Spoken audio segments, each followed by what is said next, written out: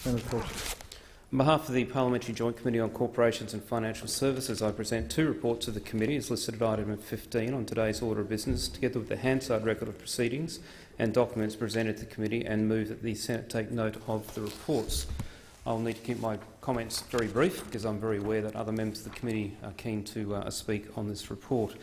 I'd like to speak particularly to the report on the impairment of customer loans. It dealt predominantly with lenders, banks in particular, but also looked at the actions of receivers, valuers, regulators and also existing external dispute resolution providers. And we found a number of gaps in the system that particularly small business face as they are dealing in this sector or this part of the financial services sector.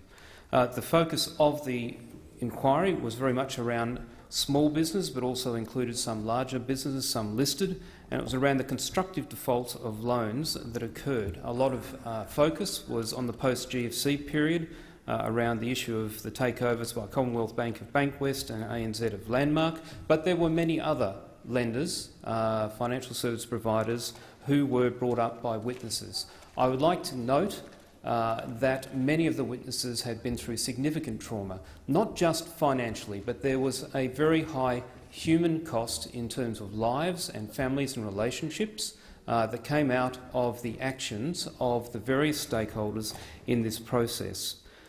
We have seen much evidence of unconscionable conduct between borrowers to lenders. The almost complete asymmetry in power between the lenders and the borrowers is something that does need to be addressed. It's not necessarily illegal, but because of that asymmetry of power, there was much behaviour that was unconscionable.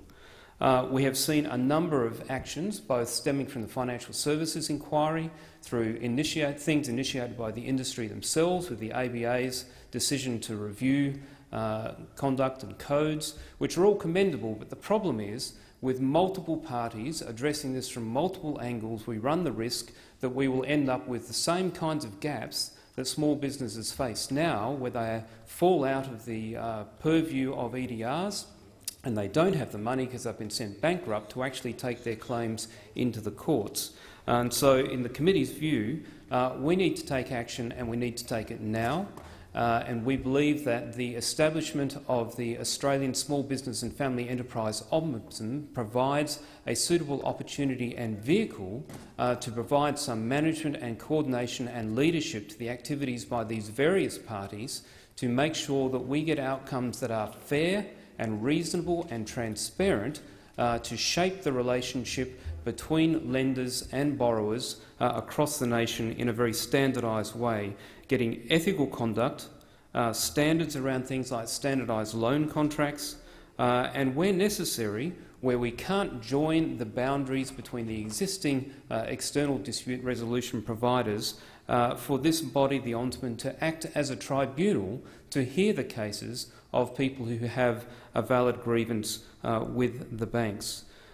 We need to have balance in the system. We see in the ANZ's case them taking action to actually recognise that perhaps some of their conduct has been unreasonable, and they have taken action to make restitution with some customers.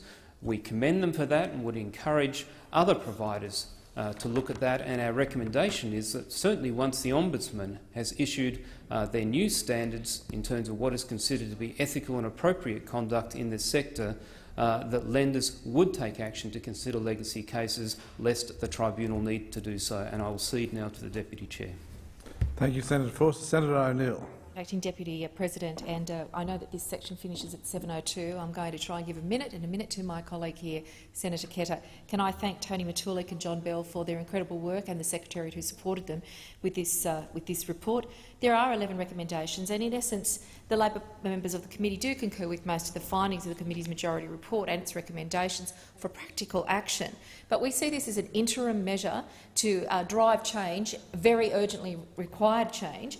However, we do not consider that we were able to determine definitively that there was no widespread or systemic illegal or unethical behaviour by the banks, and that is why Labor members of the committee make a recommendation that a Royal Commission be established to examine the banking and financial sector, and particularly widespread instances of illegal and unethical behaviour, financial services duty of care, the culture, ethical standards of the sector, and the regulators' role in ensuring better access to high-quality services.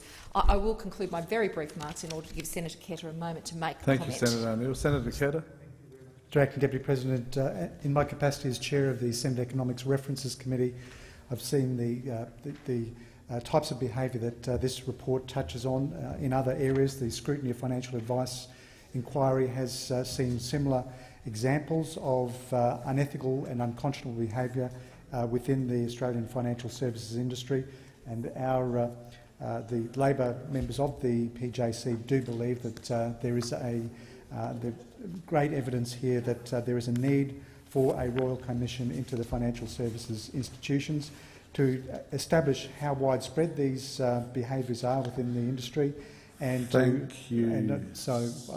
we support a Royal Commission. Thank you, Senator Ketter. I'll put the question moved by Senator Force. All of those of that opinion say aye. Those against no. I think the ayes have it. The ayes have it.